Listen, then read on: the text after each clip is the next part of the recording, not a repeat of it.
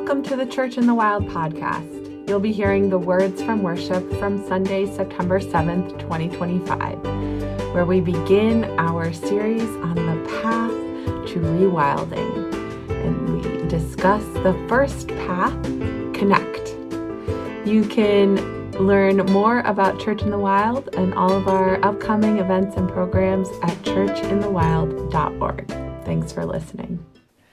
So I'm going to invite you, wherever you are, inside or outside, to simply take a breath and become present to this spot that you're standing in. Feel your feet firmly on the floor that's holding you. You can keep your eyes open or closed. It's up to you. And take one moment. For this one, you do want your eyes open. And just in your head, name 5 things you can see out in the world.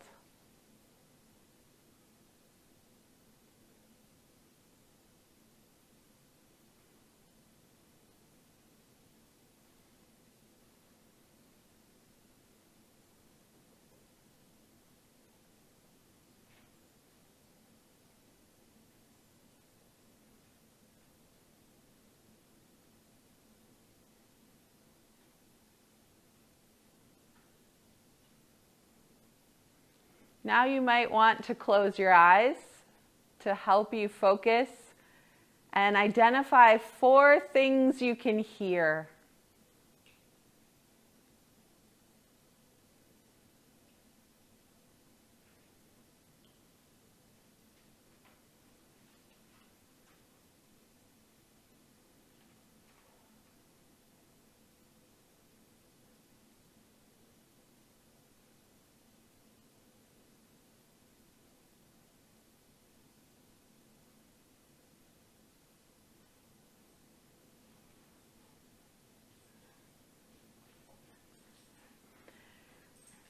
Now see if you can identify 3 different smells.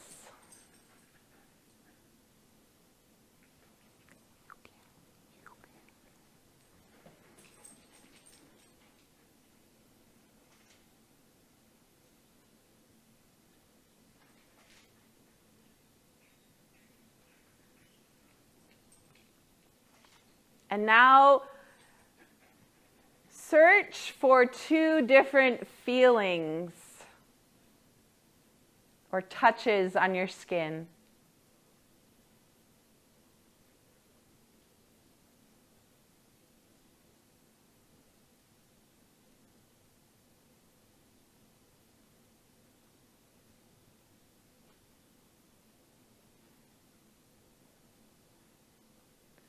Finally, identify the taste in your mouth.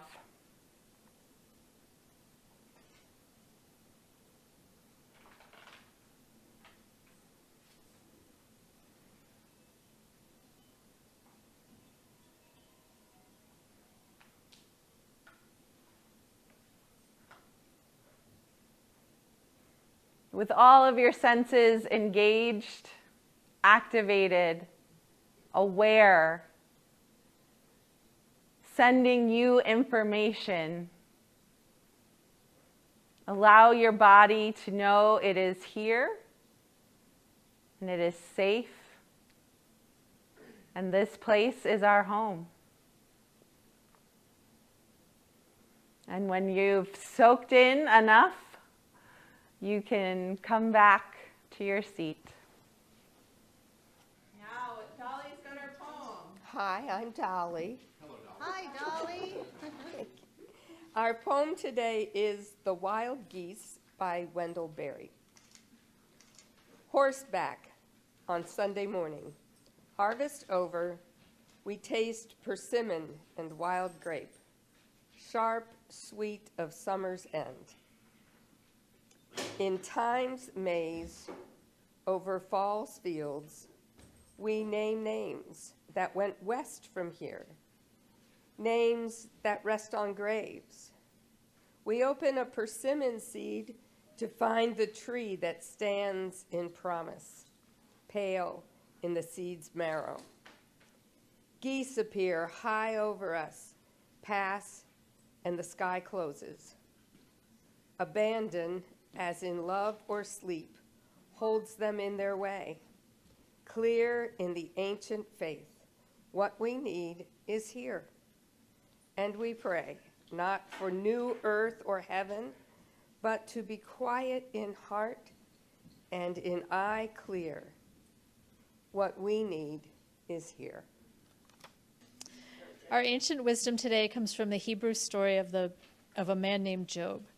Job said, "But ask the animals what they think. Let them teach you. Let the birds tell you what's going on. Put your ear to the earth. Learn the basics. Listen, the fish in the ocean will tell you their stories.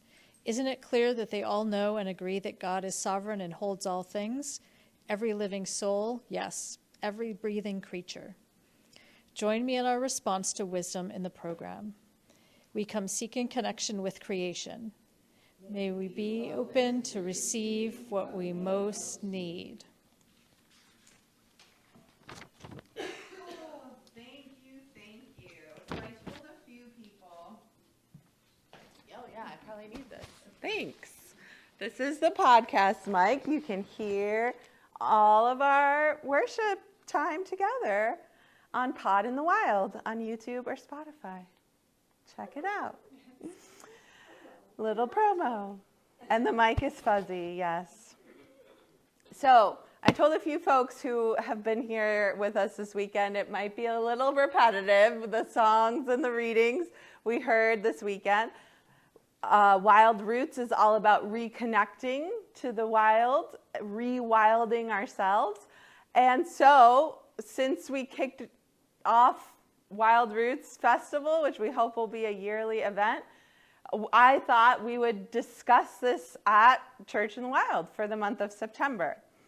It's a little different take on it, though. So when we talk about rewilding ourselves, that means a lot, I think, to us as we think about it. And people, I think, use different words to mean the same thing. So we use rewild because we're Church in the Wild, and we like the wild. But I'm reading a great book right now called The Enchanted Life. And the author, Sharon Blackie, talks about living enchantedly and re-enchanting life for yourself, like getting back to like it was when you were a kid and seeing wonder and mystery and everything around you. And that also is highly about connecting with the earth. So there's rewilding, there's re-enchanting. I think part of it is really about just being fully human, like being really alive is what I kind of mean when I say rewild. But I also think it has to do with living a life of faith in a way, living your beliefs, living your values out day to day, living from your soul instead of just your mind or your body, right? Letting your soul lead. So there's different words for this. And as we love to do at Church in the Wild, we can have different words and know that they intersect and share in meaning and braid them together. So when we were first getting started, over 4 years ago now, the group who was planting this new community together, the group who was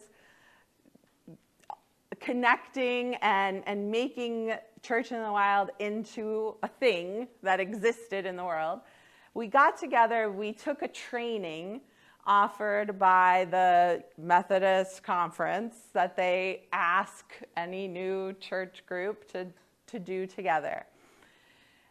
And it's called Launchpad, to launch something new. So part of this training was about, okay, our homework, go and develop your discipleship pathway. And we were like, okay, what does that mean for us? Because we're different. We're a church where we can say different words and believe different things and be okay with that and learn from each other. So what they meant by a discipleship pathway is, how are you going to bring somebody off the street who's never been to your church into your church, get them involved in things, and get them baptized or believe in Jesus or committing to the, principle, making the new member statements. And how are you going to take them from 0 to top disciple? And a lot of the examples they showed us were sport related, where you go around the bases of the baseball diamond, or you score the touchdown for Jesus. And it was like, okay, cool, we're going to go in a different direction.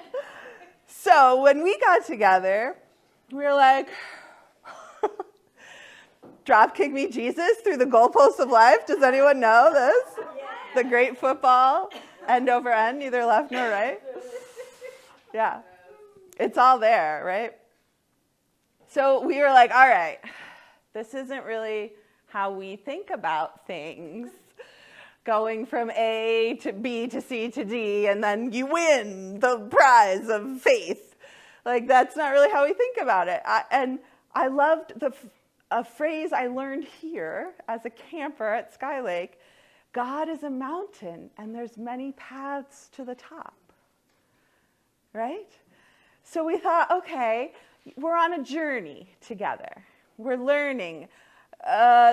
We envisioned sort of an ever-winding trail that we might walk with someone on who comes to be a part of our community.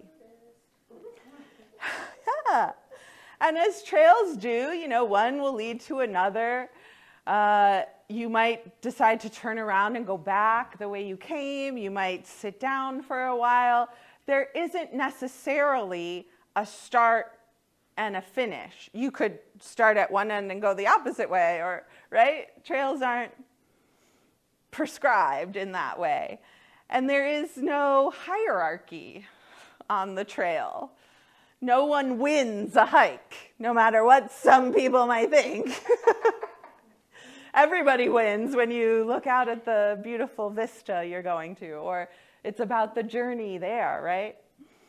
So we thought, okay, we understand the concept. We think it's important. We should have a way that people would enter, connect, and grow in this community together and live out our beliefs, whatever they are, in healthy, constructive, supported ways. So we thought, this is what we developed 4 years ago. It's still on the website if you want to check it out. We have pretty pictures to go with it.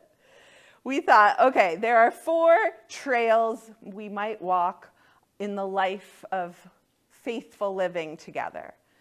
Connect, the connect trail, the honor trail, the act trail, and the embody trail. So connect, honor, act, embody. These are the things we want to do together, the verbs that guide our spiritual practices and rituals and actions that we take together. And we thought, we might not all start on the same path or the same part of these trails. We might choose the path that meets our needs and gifts in the season when we first arrive. So we're going to go through these 4 in the order I stated them, because we often arrive first seeking connection, right? But we might be coming seeking to act or embody first and foremost. So we're going to start today with connect.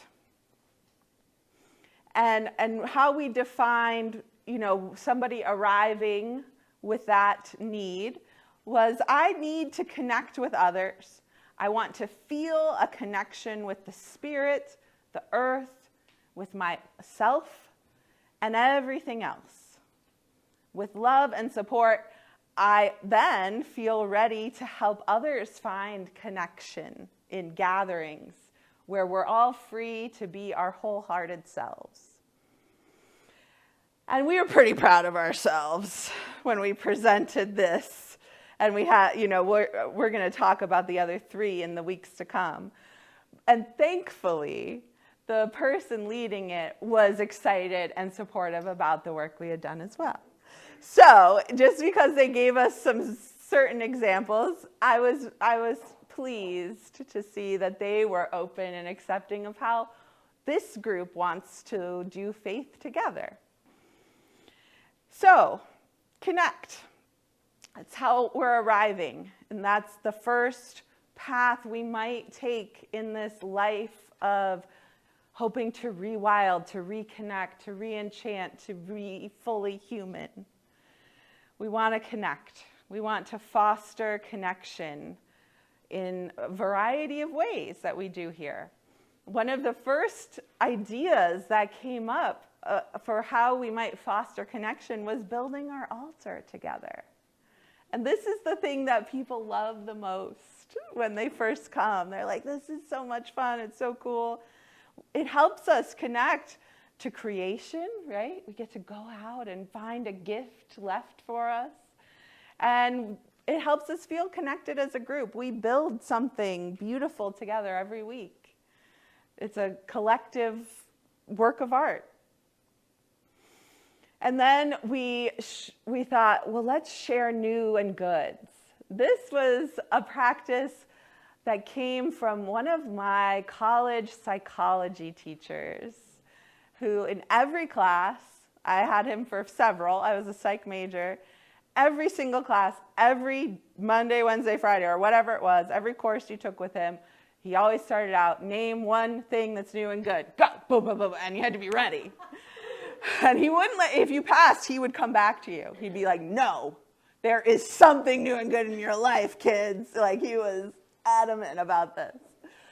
And it's because we can get really focused on the negative around us. So this is a healthy spiritual practice for ourselves, but it also allows us to find connections between each other. When somebody lifts something up and says, oh yeah, I did this. Oh yeah, me too. Or I've done that before. We find connection through sharing those things.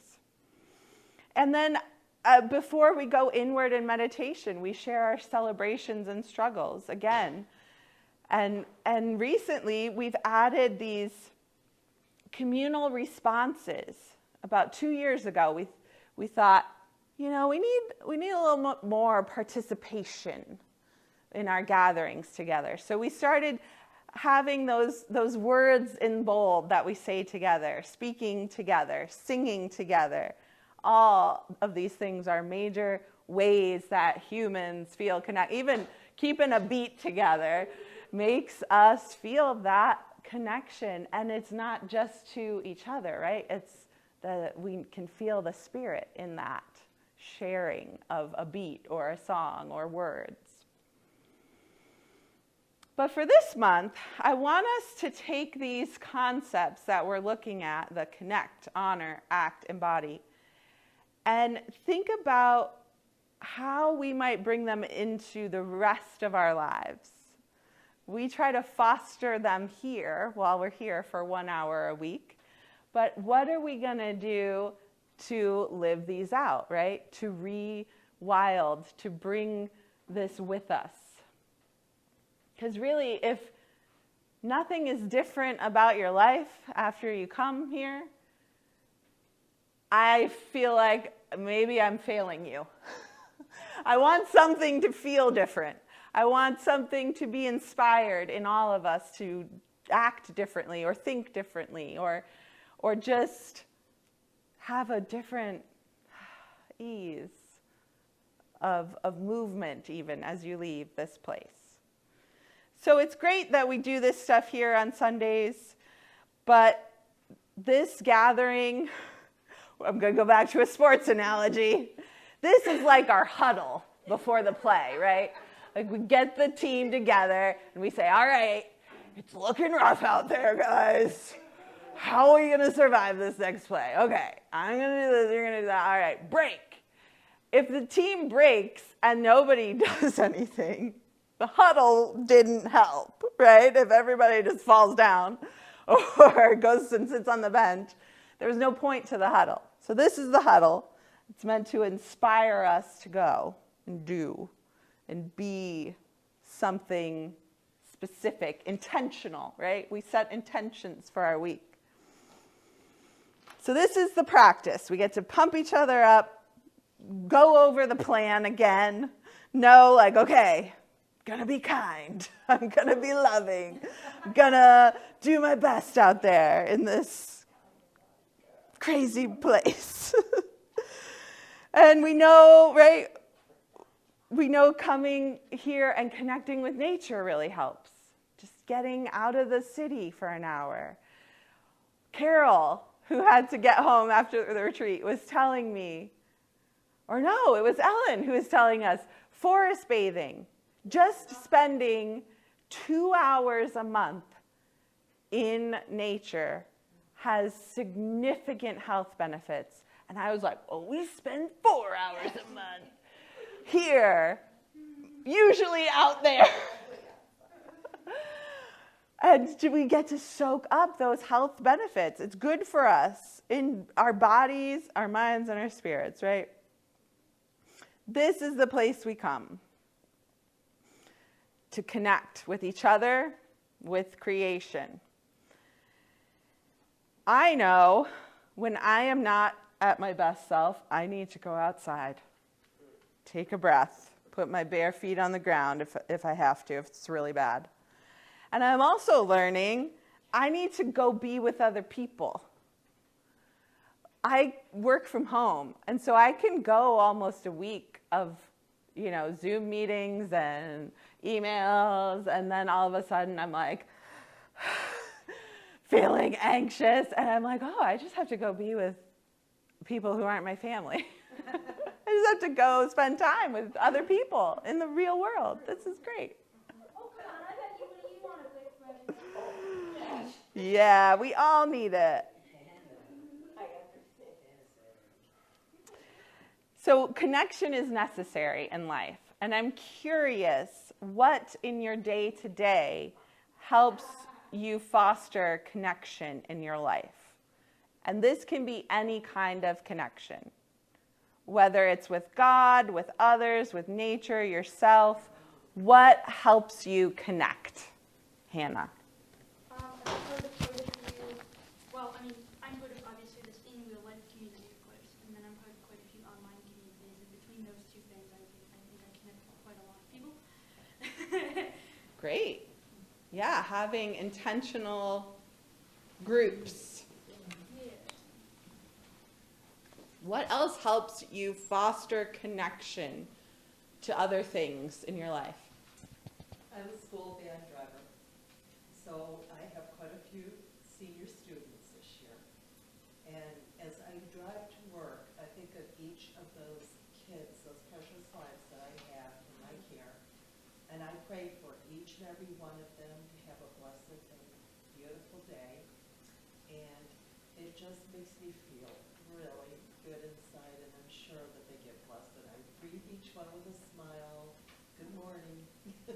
That's beautiful, yeah. Praying for other people. It's a big one. I think just little things like when you're at the grocery store and, well, either someone helps you get something from the ground shelf that you can't reach, and just, you don't even have to ask them, they offer. That is what's so amazing to me. But then I always feel for the checkout people, and sometimes, usually people are pretty good around here. I have lived in other places where if you worked the checkout, you couldn't do anything right as far as some people were concerned. So I always like to just give a kind word to the checkout person and just a little conversation, not like some people engage them in a 5-minute long conversation, but just, well, it's nice out. I hope you get to go outside because it's really nice. Or, oh, you're lucky in here, it's pouring rain or it's snowing or something. But just to talk about the weather and let them know, I see you, that you're a person, and you are serving me. You're doing something for me, and I appreciate that, Yeah. Even when they say like, hi, how are you? I'll say, good, how are you? Yeah. And a lot of times they're like, oh, I'm good. Like, they don't usually, I think, get that. Yeah. Music. Yeah. That's just one word, but yeah, Music. I had it on my list. That, yeah, sometimes when you can't go out or you're feeling lonely, just putting on some music does the trick. Yeah. You feel the spirit, you feel the connection to the artist, and yeah. I invited a neighbor to take a walk with me. And it happened, she had a dog, and I have a dog, and it was one time, and I was like, do you ever want to walk? And we've actually become friends, which it's like hard as like a grown-up, to make friends when you don't have kids and you're in a new place. So it's a nice connection, and if I'm ever feeling down, Jen is there, a block away. Aw, that's sweet. That is. Sometimes it's simple, simple things. Yeah. Sometimes I find myself talking out loud, just like if I'm home and I randomly feel lonely or I feel like my brain is going a mile a minute, I'll just start like, girl, okay, we have some things to talk about. There's a lot going on and we need to like decipher some stuff. Yeah. So it'll be like home, in the car. Sometimes I'll talk to my kitty, which she's no longer with us. So I'll find a beautiful park and I'll go talk to her. Yeah. Talking out loud. Talking out loud. Getting Reconnect with yourself. Yeah. Yeah, there are these little, like we've done with worship, right? We've put in these little things to make connection happen, and we can do that same thing in our lives. Like start to insert, I'm gonna just show up at this coffee shop the same time every day, and maybe I'll start to get to know people, or I'm gonna go join this new thing, or I saw a sign for this weird wild church and I just showed up, like Laura. There are little ways that you could start finding your connection points, or doing things like, just saying something kind to the checkout person. If you just start developing these practices, you will find more connection in your life. I also think learning to just be cringe is really beneficial for everyone, right? When I'm like, oh, I thought of someone and I want to send them a really corny text, but they're going to be like, oh gosh. And I do it anyway. They're always like, thank you. That was so sweet. Like, we actually love schmaltzy and cringe and all of that stuff we make fun of. It really actually is like the good stuff of life. When we just say the awkward thing is usually the thing that everyone's feeling. We were sitting around sharing yesterday, and one of the folks here was like, I just feel like I love you all. And I was like, me too. Thank you for saying that. Like, it's out, you think, oh, this feels crazy to say, but just say it. Because if you're feeling it, chances are someone else too. Because the thing about connection is we already are all connected, right? It's having those opportunities of bringing your awareness to that fact that we're all connected. Humans, we're all connected. Earthlings, we're all connected. Spirit beings, right? We're all connected on all these different levels. It's just bringing our awareness to it, because we tend to think we're just this little lone person in our heads that talks to ourselves all the time. But actually, it's all overlap, right? Everybody's aura and energy and our life force, all of it's connected. And practically, right, scientifically, every move we make has an effect on everybody else. So that's sort of the question of like, what if we really lived each moment aware of that connection that we have to every single other thing? That is the goal of connection, is to be aware that I am connected to everything. And I think if we were walking around that way, we might get some questions, right? If we were always like, whoa, we're all connected. Like that guy at the concert who's like, hey, people would be like, what's up? Are you okay? Do you need Narcan? Like, what's going on? But I think there's a way to find a sustainable expression of this that isn't, concerning or disruptive to others.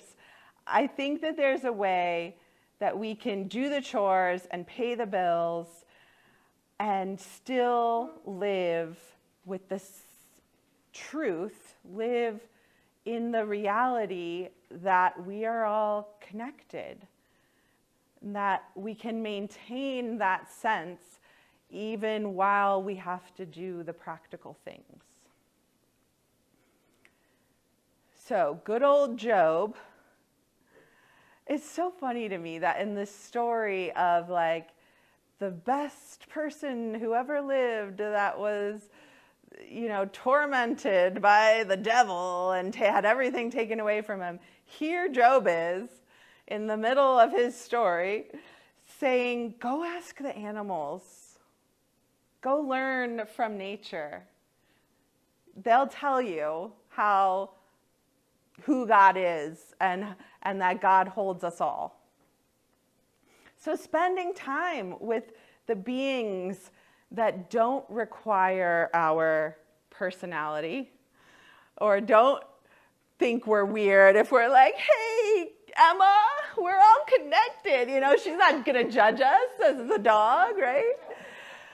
We can spend time with the trees. We don't know they're judging. Maybe they are judging us, but we don't know. We can go talk with them. Remind ourselves that we're alive, and just taking that moment to breathe, right? To use all our 5 senses and to remember like, whoa, I'm not even just me. I'm a whole universe of microorganisms like that I carry with me. These are all ways of feeling those connections. So the world is here to remind us of our connection, and the Spirit is ever present. Forget who made that, who said that quote. That it's not about the Spirit is ever present. What's missing is our awareness of the Spirit's presence. It's some smart person. We can Google it later. Brother Lawrence, thank you. Things we've called sacred, things we've called profane. The natural world, the things we've built. It's all part of the web of life. And we can find ways of promoting our awareness of those connections. And so I hope you can take some of what we do here on Sundays back into your day-to-day and find those little things you can insert into your life to make you aware of how connected you are in every moment to your Creator, to your fellow humans, and to every other living thing. And that is the path towards being fully human. The first path we might take. Connect.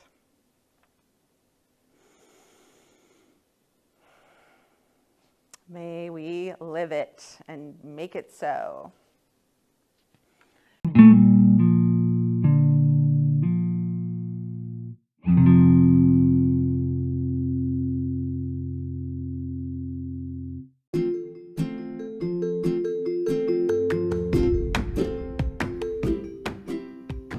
Thanks for listening. If you want to support Church in the Wild and the work we do striving for environmental and social justice, you can head on over to our website, churchinthewild.org/support, or you can click on the donation page link. There you can make a donation, set yourself up to be a recurring supporter, or you can buy something from our Redbubble shop. We're so glad you're with us on this journey, following the Spirit through creation, adventure, and restoration. Until next time.